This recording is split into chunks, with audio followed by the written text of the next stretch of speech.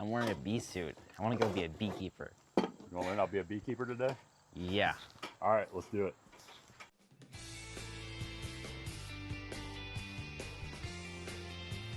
What is your name? My name is Chris Connor, and I have a company called Whole Hive Honey Company in Boone, North Carolina area. So, are you a beekeeper? I am a beekeeper. So, how many, like approximately how many hives do you have? Well, they vary, okay? So we contract a lot of hives. When I first got into beekeeping 10 years ago, my daughter married a young man whose dad was a beekeeper. And I had told him, I said, I want to get into beekeeping for my garden. I had a nice garden at the time, and I was doing some blueberry bushes and stuff, and I knew that it would help to have some honeybees. So actually at her wedding, the wedding favors were honey from a guy named Kerry Owen out of Pickens, South Carolina, who has a company called Be Well. And Kerry did the honey for us, but he also was really close friends with my son-in-law's family. And so he came to the wedding, and I got to meet him, and I asked him, can I come down and see your operation, what you do? So he's a commercial beekeeper, meaning, and he owns a bee store. He sells bee supplies and all. He's a big honey producer and sells a lot to grocery stores, bigger scale. So I was kind of fascinated by it, but I started out with just a couple of hives that I got through a friend of mine named H.S. Green at Hidden Happiness Bee Farm. And H.S. had gotten into beekeeping. His uncle had been one. So we started doing a lot together. And he and I, for years and years, we've worked on a lot of hives together. And so between the two, you know, we might have 60 to 80 hives. But he does more of his own now, and I do mine. Because what I did, I learned very quickly. Do I want to grow to 400, 500, 600, or more like a commercial beekeeper where you need really about 1,000 to 2,000 hives? And that's a small scale one, to be honest with you. And we looked at that as an option, my son-in-law and I. Or do I want to just go a different path? So what I did was I travel all around the country, and I formed a co-op. And it fluctuates between probably about 12,000 hives in our co-op. And beekeeping, Easton is farming, okay? So you can lose a whole crop, right? So that's what happens in beekeeping. What people don't realize, and I learned it pretty quickly, was if you have a real rainy spring season and it's washing all the nectar away and all the pollen, the bees are struggling, they're not producing any honey. And if you're doing like we were doing, trying to produce honey to sell, then you're out, okay? So it's like a frost hitting a peach farm, right? A peach orchard in a season, and them losing all of their peaches. So I quickly then was working with all kinds of guys in area beekeeper associations and clubs, which was great because I'd go make friends with them and say, hey, I'll work with you in your bee yards and stuff. First of all, to learn, right? You always want to learn. And everybody always knows how to do something different, which is great in beekeeping, like anything. So I would go all around multiple counties. And so I spent a lot of time between Wilkes County and going all the way over into, Yancey County and Swain County, going all the way to Murphy and Andrews, Haywood County, where we used to live. But there's a lot of very good blooms throughout this region for the type of honey we want to. And so what we're focusing on. But here in this one bee yard here at the house right now, we've scaled it down, gotten rid of a bunch, but we have about 17 hives. Okay, we'll build it up, and then we'll scale it back, and we'll scale it back on purpose before the winter, whether we give hives away or sell hives. We sell hives, we'll buy them in the spring, from other guys and ramp up. So, but that's a little bit about how we kind of got into it, and then how we focus, because we decided not to focus on pollination services, but to focus on honey, and we focus on wholesaling honey to stores. We don't have our own store, and we have a website presence, but that's really for people to just, when they buy it at a store to go to, they live in Florida or wherever and want to buy it, and they can get it if we don't have a relationship in their market. So earlier you touched on how you scale down during the winter. Mm-hmm. So during winter, is it harder for the bees to produce pollen? Well, that's a great point. So what happens is, beekeeping is, the beekeeper is managing the hive to help put it in the right position and get it ready to survive. The neat thing is it's amazing to me is that you have what are called feral hives. You may have a hive in a house, right? Like you can watch on Instagram, you'll see that there's the people out there taking hives out of homes that have been in there for 2 years, or they're in someone's shed or in a tree, a bee tree you call it, where there's a feral, a wild hive surviving. And, you know, the bees are naturally, the bees themselves manage the colony, okay? So that's what beekeepers refer to a beehive as, a colony. And it really kind of, I want you to think about your history lessons. Colonization, right? So when folks started to colonize and come to North America and all, they came over here and staked their claim someplace new. Well, this is what bees do naturally. And so they do things when they've outgrown their house and they need to make their population grow. But when it comes to food in the wintertime, you know, everything up here dies off, right?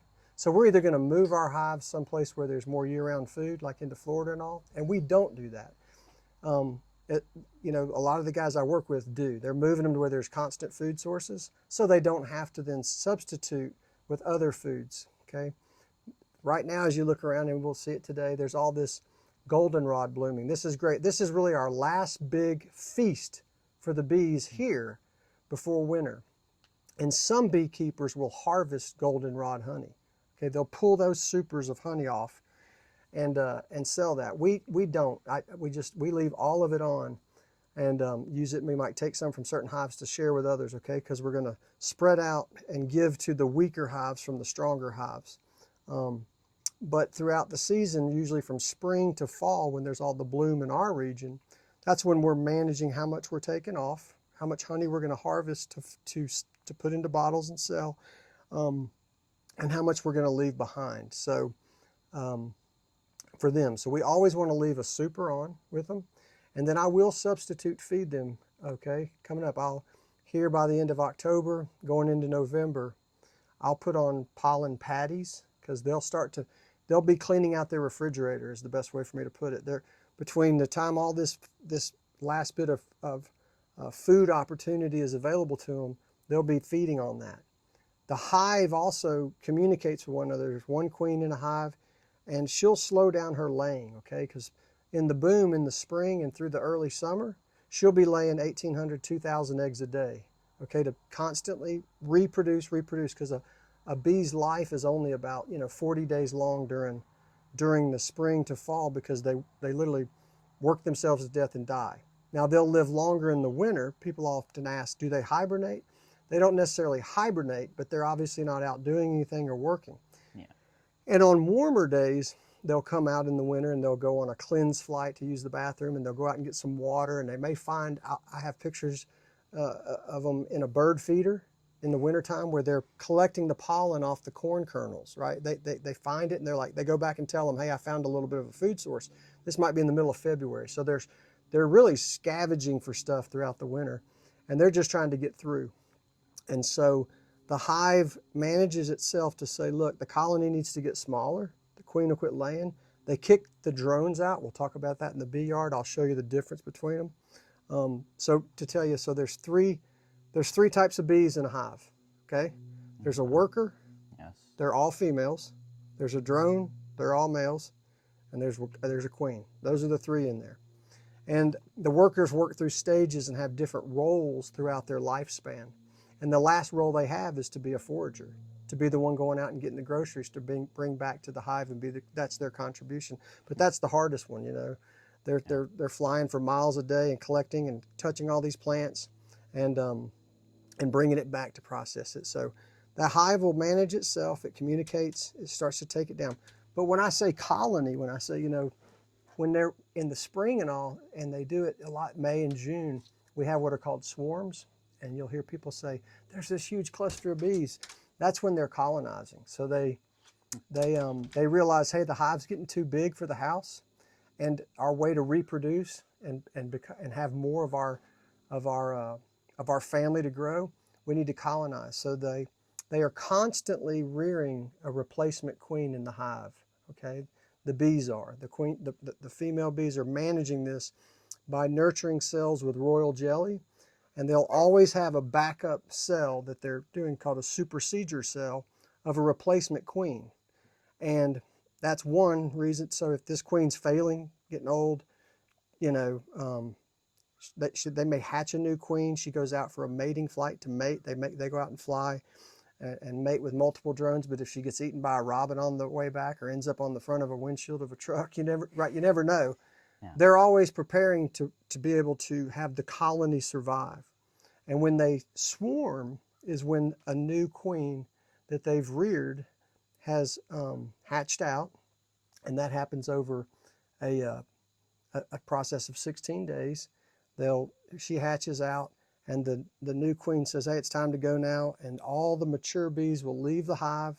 They gorge on the honey, they leave, and they go to the new place that the scout bees found for them. And when you see them in what's called a swarm, a cluster, sitting somewhere, that's where all the scout bees are going out and coming back and saying, I found this place, and they go look at it and say, that's a pretty cool place, and this one says, I found this one.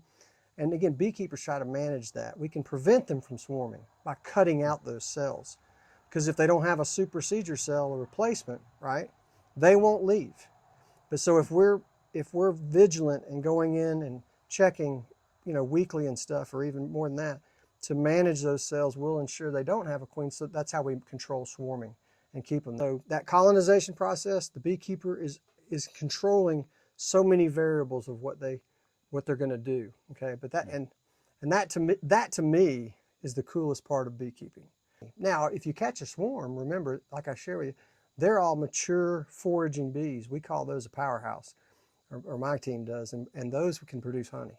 I can put a swarm straight into a hive, and all they're going to do is forage. They'll produce honey very quickly. But what they left behind are all young bees, so they're not going to produce any.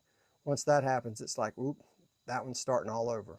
And so the beekeeper's managing all that. Okay, so you were talking about the powerhouse, and that's the ones that produce the honey. How much honey do they produce on average? So a fully operational colony or hive, for us, at least in this region, if we're having a good spring, and just know that you'll see this in the bee yard we'll go into, the apiary. You have different size hives. A 5-frame, they're smaller, and I can stack 5 frames, and I like 5 frames because they're more like a tree. They're more like nature, in my opinion. But 8 frames and 10 frames. So in the springtime, if we have a good nectar flow, they'll at least fill up 1.5, sometimes up to 2 supers, honey supers, that we can pull off. And so we may pull off at each hive around 25 to 35 pounds of honey per hive. Okay. Wow. And then we'll take that off. That's our wildflower. Wildflower Appalachian Mountain honey, spring honey. And then we're waiting for the next bloom, which if you look across the street over there, you see those 2 trees side by side that have those kind of dead white blooms on them. Mm-hmm. Those are sourwood trees. So in the mountains, the prize honey is sourwood. And so we get our spring honey, then we roll into a bloom a lot with sourwood, that everyone's trying to move their hives into a good area of predominant sourwood. Around this area, there's not as much. There's a lot in Wilkes County. I do much better in Haywood County West as far as production. But some of my friends have really good areas in Wilkes County where they have just tons of sourwood. H.S. Green produces a lot of sourwood. He's surrounded by it. So I don't have a lot here. So this apiary doesn't produce a lot of sourwood. But so then we'll get sourwood. Same thing. They'll fill up supers. When it's a good nectar flow, they'll fill it up real quick. So again, if you have 10 hives, you'll probably get 30 pounds of honey per hive. That's 300 pounds of honey coming off of those 10 hives. So think about that, though, and I want you to think about that and put that into perspective. A place like Wonder Bees in Florida, down in Fort Myers, they have 25,000 hives. Okay, this is a very big commercial pollinator. These guys are traveling all around the country with semi-trailers of flatbed trucks, okay, with beehives stacked 5 and 6 high, covered in screens, and they're transporting them. We call it putting the diesel to them. They're moving them across the country. They usually start their season in February in California to pollinate the almond groves. Okay, and a lot of commercial guys start there, or they'll leave them there through the winter, and they'll go out there, get their beehives going. They have full-time staff managing them, big operations, and they're pollinating almonds. Okay, you're not going to have almonds without honeybee pollination, and then they'll migrate. Okay, the same way workers do to migrate and work tomato farms or cabbage farms or tree farms.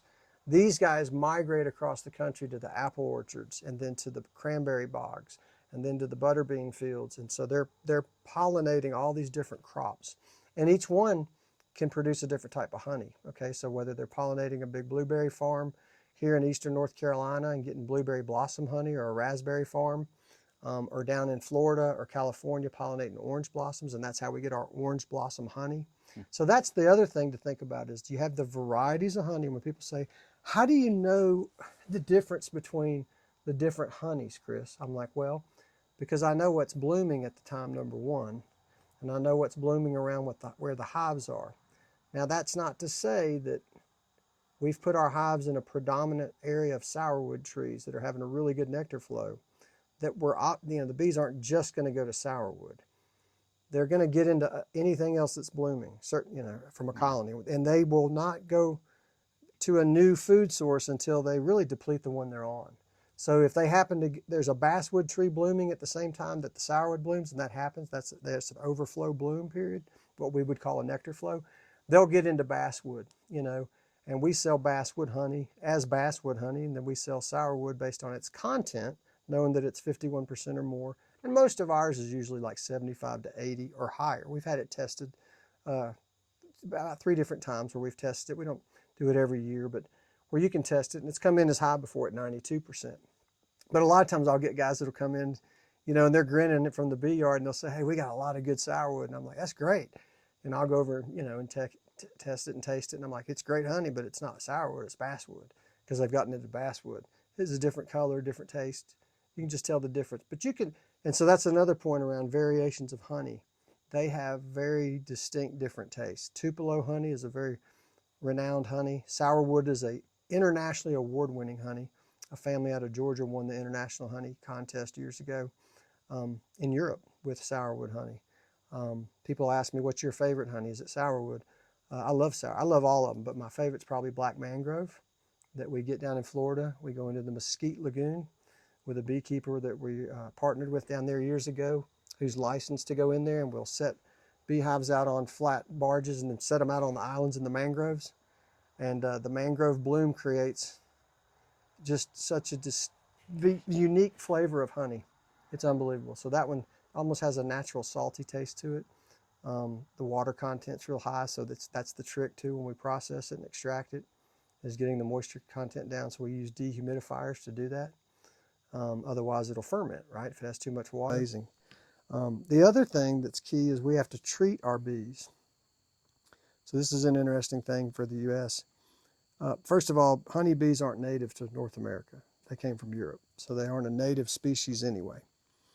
But in 1984, the varroa mite was introduced to North America, which is a mite. It looks like a little seed tick. It's a parasite type of little seed tick. It's a mite, but it looks like a seed tick. When people say, what's it look like? And those get on the bees, okay? They came over from Asia. They probably came over on a fruit boat or something, with some bees clustered on a swarm or whatever. Once they were introduced and they spread, beekeeping changed dramatically for America and for Canada, North America. And that is because the mite, it weakens the immune system of a bee, and it makes them much more susceptible to colony collapse and just not surviving and dying. And so when you hear a lot of people say, man, I see all these stories in the news this past year, coming out of the winter of 2025 was one of the most devastating years we've seen in North America in a long time. And it was on the national news saying, wow, these beekeepers, a lot of these commercial ones, are losing 75, 80% of their hives. And we lost 80% in a couple apiaries here. One fared much better, but we treated them all, okay?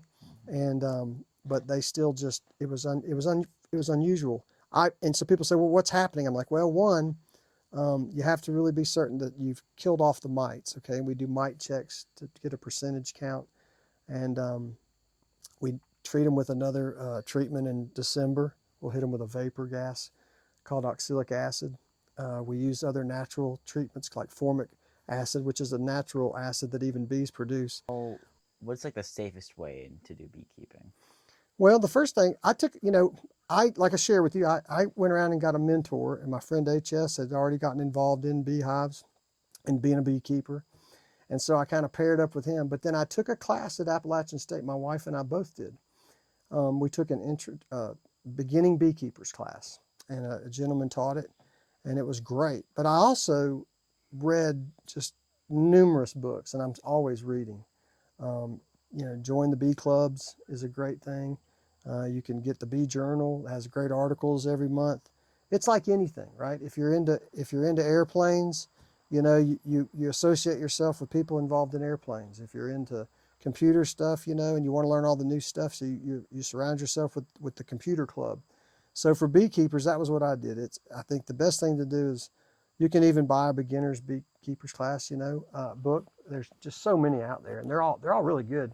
Teach you the basics, and then take a beginner beekeeping class. And I like a class environment where you sit in the classroom. So Hidden Happiness Bee Farm does a lot of beginning beekeeper classes. He has a beautiful classroom that you can sit in there and raise your hand and ask a question. And then he has a wonderful bee yard, so that you get to go out and get in a bee yard and get into a beehive and do hands-on stuff. So that's the other thing. Safety about it is, my wife has actually never been stung by a honeybee. You can see her online. We have moved hives. She has sued, but she's never been stung, which is all good stuff. And so and people develop a reaction. I've developed more of a reaction, believe it or not, through the years than I did years ago. And my son-in-law's dad has been a beekeeper for literally for 50 years, 50 years. And he has pretty bad, he's allergic now. He's developed it. I was with him about 7 years ago. He caught a swarm and he passed out in the garage, and we had to use an EpiPen on him, and realized, he's developed a pretty severe allergy. But he got stung multiple times. They got inside his veil and he got stung, but he had been stung. We all get stung multiple times in the wrong situation. And so, but he's developed so he wears a full suit now, an ankle to wrist full suit, and he still keeps bees. And I'm like, and he still cuts grass on a riding lawnmower going by bees. And I'm like, okay, but he carries an EpiPen everywhere, and he'll hit himself with it if he gets stung. But you got to be careful. You're only one sting away from any bee sting from really developing and having an allergic reaction. And you need to be aware of that. So I keep EpiPens available and stuff. Have you ever been stung by a honeybee? No, I haven't. Okay. Well, we'll make sure we have an EpiPen with us today. They produce a venom. Okay, so a honeybee stings you. They have a barb that goes in, and most people make the mistake of trying to pinch the barb and squeeze it and pull it out. Like you would the stinger itself. In other words, that just releases more venom. So if we get stung, you always want to scrape a honeybee where it scrapes it off.